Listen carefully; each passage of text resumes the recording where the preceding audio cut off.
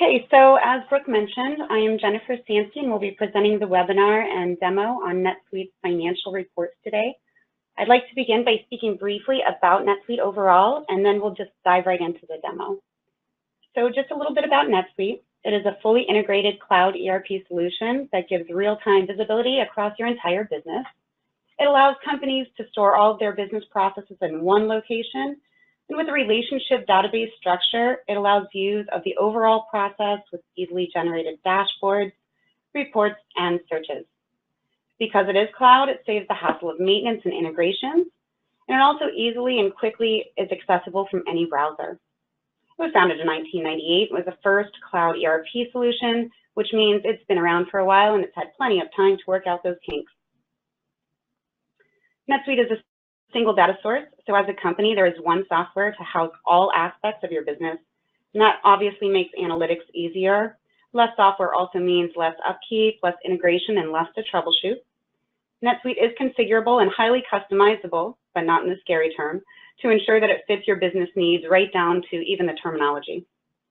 It is a SaaS model, that is the SaaS as a service model, hosted over the internet, and again, meaning you can log in from anywhere.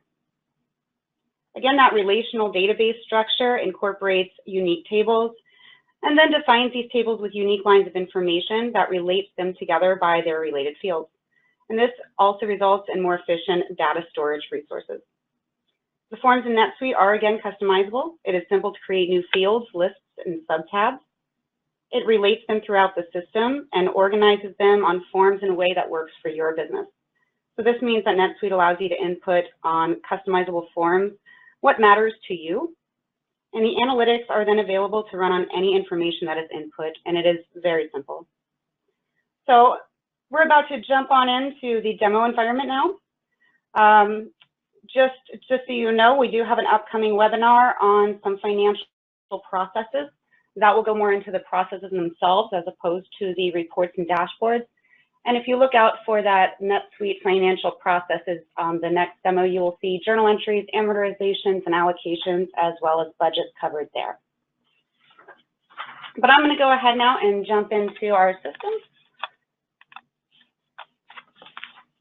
And what I've done is logged into Gil, which is a demo environment, as a CFO role. So I'm going to try and make the screen a little bit larger so everyone can see it. And we're just going to start by first reviewing the dashboard and dashlets or portlets, and then we will go on into some of the reports themselves. We will look at the standard ways to configure the reports, and then we'll also, towards our budget versus actual report, look at some of the ways to customize these financial reports. Okay, so as we are logged into our CFO role and we look over to our left, you're going to see that reminders dashlet. The reminders can be set up for multiple things. In this particular role, all you have to do, by the way, to set that up is scroll over your little hamburger icon over here to the right, top right of any of these portlets, and click on Setup. This allows you to quickly just click on these right-facing arrows on the left-hand side, or you can drag anything that you want to be reminded on. You can also choose to show your reminders with 0 results. Once you've done that, anything that has a blue underline or is just in blue writing within the system is a quick link. So I'm going to go ahead and click on the invoices overdue. By clicking this directly from my reminders, that is going to pull up all of the invoices in my system that are overdue right now. And this is an open invoices report. Going back to our homepage, we're going to look at down below here, another great tool for anyone in a finance role to use, key performance indicators. These are set up specific to what you'd like to see in your role and what you have access to, obviously. The KPIs in this situation or in this circumstance are set up for income, expenses, receivables, cost of goods, payables, and profit. And again, as I mentioned earlier, you have those blue links. When I scroll over them, you'll see the underline.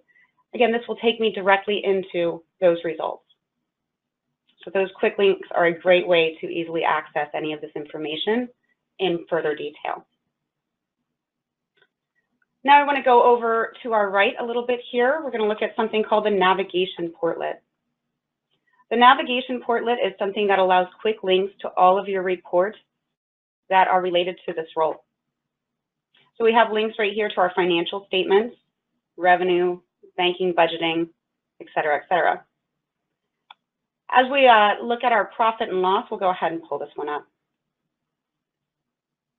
A couple quick things. I'm sure this is information you may already know, but within your reports, you will always have a link up here to view detail. If you're in the detailed view, you can click it to view the summary view. Down here at the bottom, we have our links to our periods. When you pull these up, you can use your quick filters here, if you're a quarter or a year. You can also select a custom filter, or you can choose from any of the filters that are already set up. This is a quick way to be able to change the date range on any of your reports. You can also use your from and to on your accounting period. You can change your subsidiaries quickly to just look at one subsidiary in particular. And on your column view, you can choose to look at totals by class, department, location, accounting period, or however you happen to set this up. So that's a great way to really narrow down those results without having to generate an entire new report. Down at the bottom, we're going to go over these icons as well. When I click on this gear, I have again a way to view my report in a grid or in a regular format. I can also show my drill downs. I've got that selected, or choose to not show them, and displaying the title. Beside that, I have a quick link to collapse any of the fields in my report. So when I click on that, you'll see it quickly collapse. The icon next to it is expand. So we got a quick expand there as well. You can graph anything within this report by clicking on your graph icon. You can also change your parameters, the type, and the results that you show. And you can export any of these reports to Excel, PDF, CSV, Microsoft Word. You can also use the print functionality, of course. You can email this report, and you can also schedule this report to run. As well, you do have a quick find here, which allows you on the larger reports, especially in that expanded view, to quickly search for any particular results. Again, please do note as we go into each of the reports that these are all options that you have, and we will go into the customizing those reports in just a few minutes as well. So we're going to jump out of here, go back to our navigation portlet.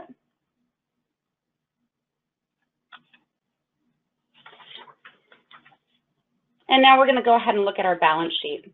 Again, right here under financial statements, these quick links are very helpful to navigate quickly. Please again notice those same functionalities and your ability to expand and collapse.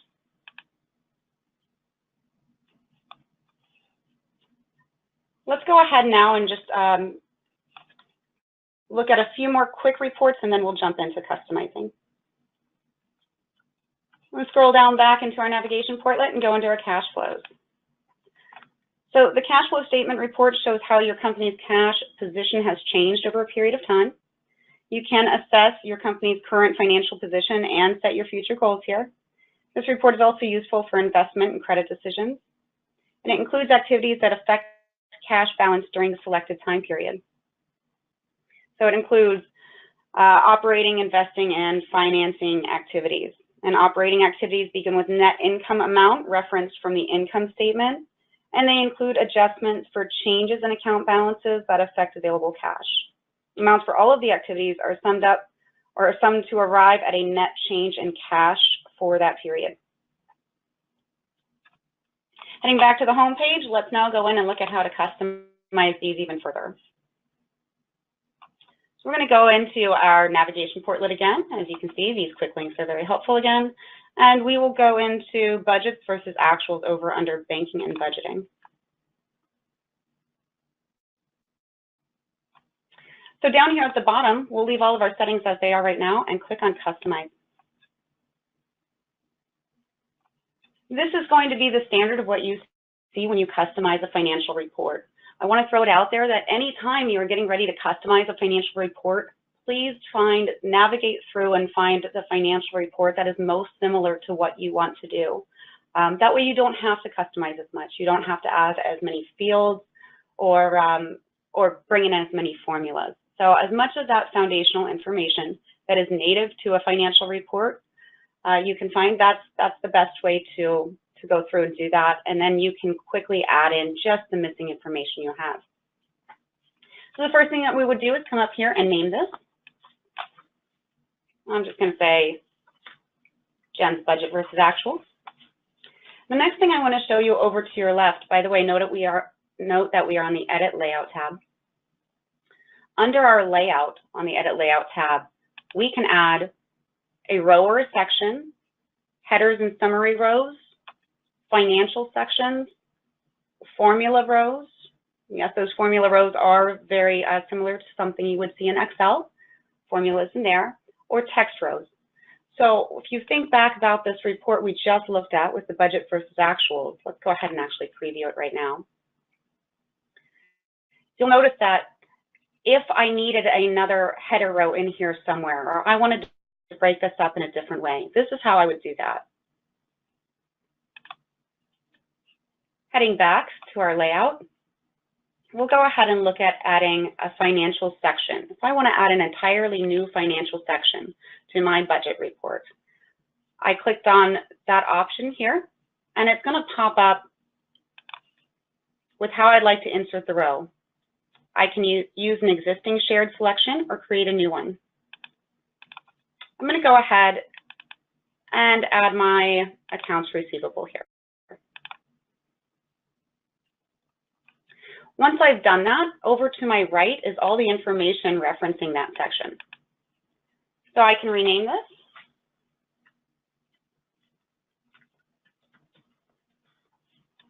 If I need to total something up and I want to label that something different, I can do that. The child of will allow me to place this under my ordinary income or my other income. I can choose what the default setting is. Is that going to default to expanded or collapsed, or will I not be able to expand it? Don't worry, this setting can obviously be changed as we saw before, so this is just what it defaults to. You can group by account or any of the other fields that you have selected in here.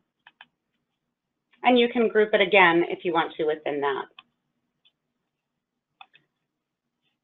So once we've added that, and again, you can add so many options in here over to your left. So I'll walk you through one more real quick. Now we save this.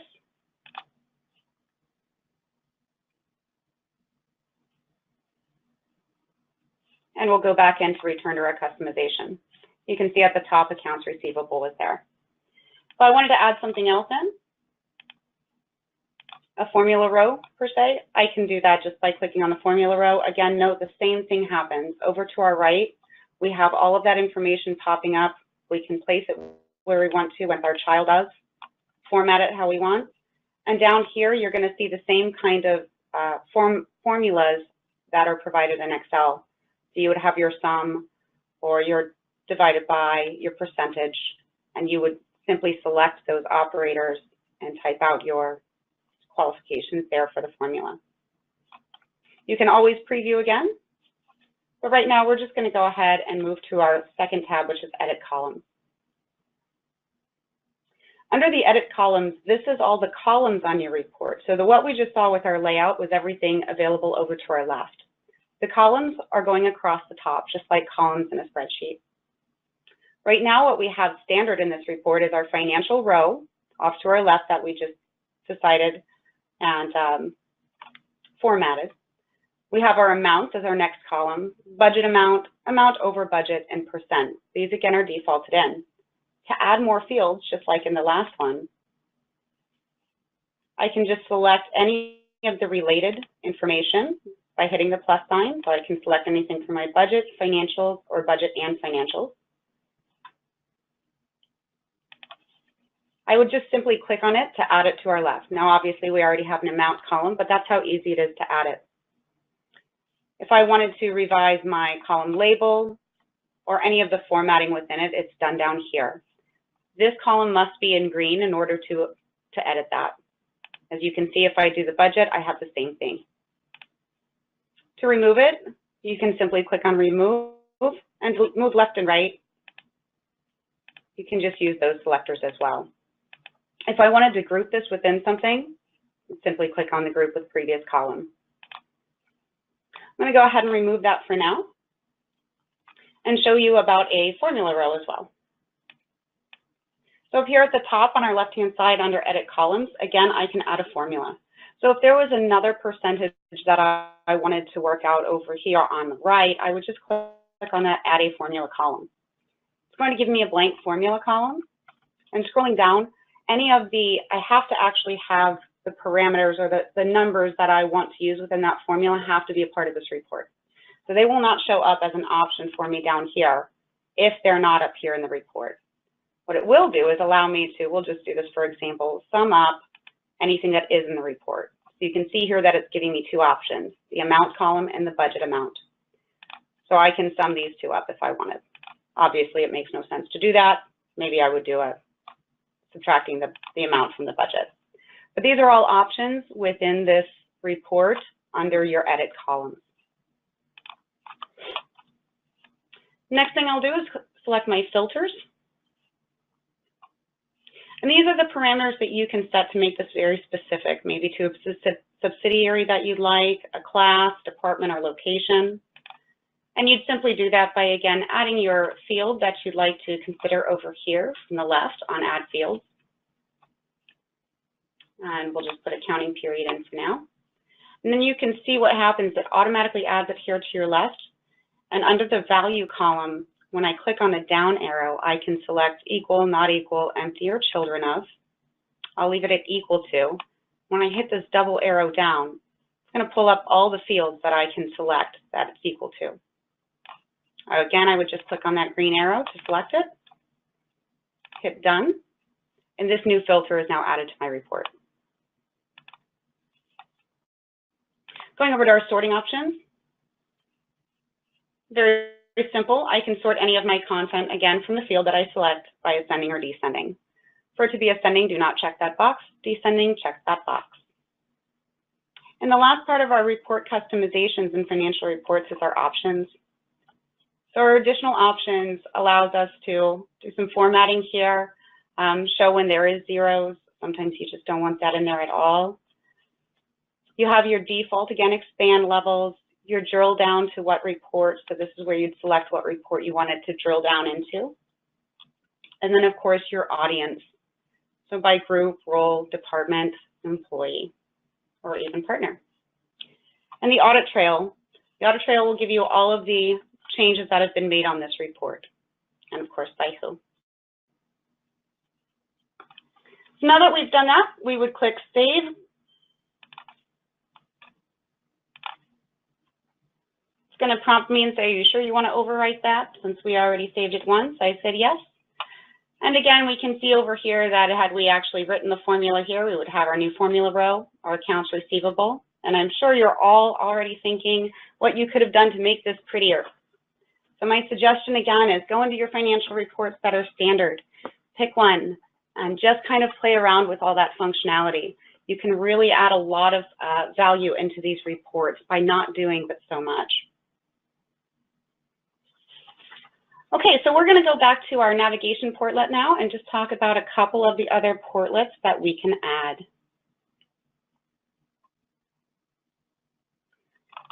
And I'm just going to cover this in case nobody or people aren't familiar. In order to add any portlets here, you just click on your personalize up at the top.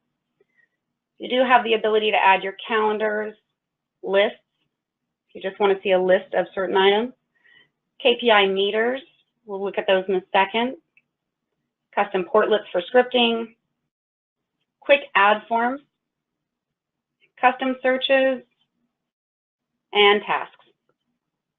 We also have our report snapshots that you can do a quick add-on, trend graphs, any suite apps that are currently installed in your system that you'd like to add, and of course your currently used is just a list of all the portlets you have currently in use. Okay, so let's go ahead and add a report snapshot. We just click on the plus button, and you're going to notice that over on our left-hand side it pops up. Of course, we can drag and drop that wherever we like. And under our parameters, we're going to go to Setup. Again, that hamburger button. Click on Setup. Under the Snapshot field, we can select any area or report that we would like to see a snapshot of. So I'm going to go ahead and scroll down and select Inventory Sales. We can choose our chart type, line, bar, column, pie, our date range. We can have this month, last month, or any of these parameters, and you can see here you have a lot to look through. So you should have something in there that fits your situation. How many? I don't recommend going above, well, 50 on here, but I recommend keeping it at 10 or 15. That way you can really see a smaller portlet. You can scroll down and navigate to different pages through it. It's going to take up a lot of space the more lines you show here, so I would keep that minimal. Okay, and now I'm going to go ahead and click on Save.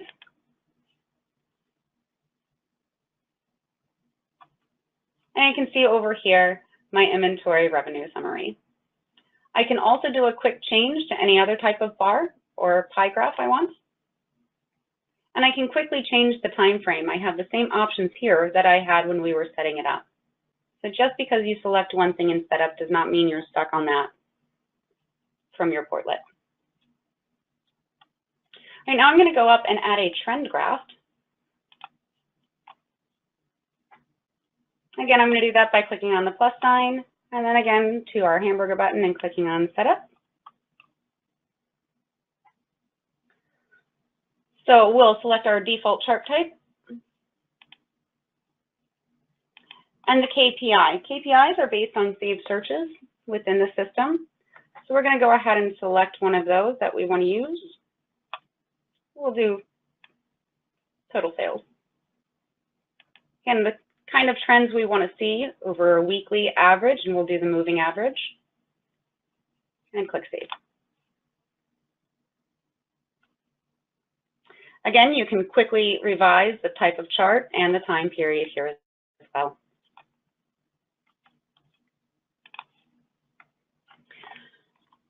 Okay, so the only other thing I think that we need to touch on is, let's see down here, we've got our KPI meters. These again are set up as the ability to switch over any place you want. And again, our setup is the same. But on the KPI meter, we get to choose the range, and then we also get to determine what we want to highlight and the criteria. We can also set thresholds, so we can have only things that show up at a certain threshold. Our comparative range also allows us to get a quick idea of where it stands versus other measurements in the system or other time frames. So your KPI meter is a great way to look at those saved searches overall and tally up exactly what you want to see for your analytics. Okay, so I hope this was helpful today, and I look forward to any questions. I am going to turn it back over to Brooke, and thank you guys so much. Thank you, Jenny. All right, so now I'd like to cover a few follow-up items, and then we will move on to our question and answer section of our webcast. Our webcast today is a part of GSI's free ongoing educational webcast series, and our upcoming webcasts are listed on the screen. And if you'd like to register for any of these free educational webcasts, go out to our website at getgsi.com. If you'd like to sign up for our weekly emails on upcoming webcasts, our monthly newsletter, you can go to getgsi.com. Just go to the bottom of the screen and click on the link for each. And it looks like we have a few questions here, Jenny. Let me pull that up. Okay, so we have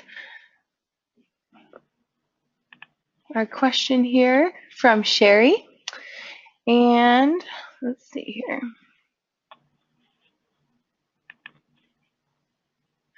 Okay, so it says on the KPI meter, when I click setup, all I get is sales and forecast. Let's see. How can this be changed? I saw she had expenses. So again, those KPIs are all set up on standard searches. There's two things that, without looking at your system, that go through my mind right now. One is the security in your roles. So the first thing I would do to troubleshoot that is go into your role and make sure you have access to any of the searches that are standard in the system, like expensive. If you do in your role have access to that, the next thing I would do is perhaps set up your own saved search based on those expenses, and then you can have your KPI read off of that saved search. So again, I do think it does sound, if you're only seeing certain options like sales and forecast, you might need that permission added to your role. Otherwise, if you set up your own saved search that you have access to, you can quickly add that to your meter.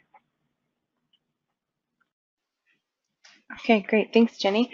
And while I wanted just to let you know too, if you do have any questions, you still can submit them on the bottom right of your console. And other than that, I think, and Sherry says thank you.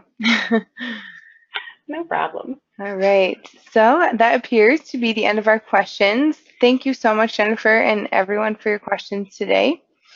And as a follow-up from today's webcast, we ask that you could complete a short 1-minute survey when you exit, and you'll be receiving an email with a link to our resource center on our website where you can access the recording from today's webcast as well as a copy of the presentation. And after today's webcast, we will do the drawing for the $25 Amazon gift card.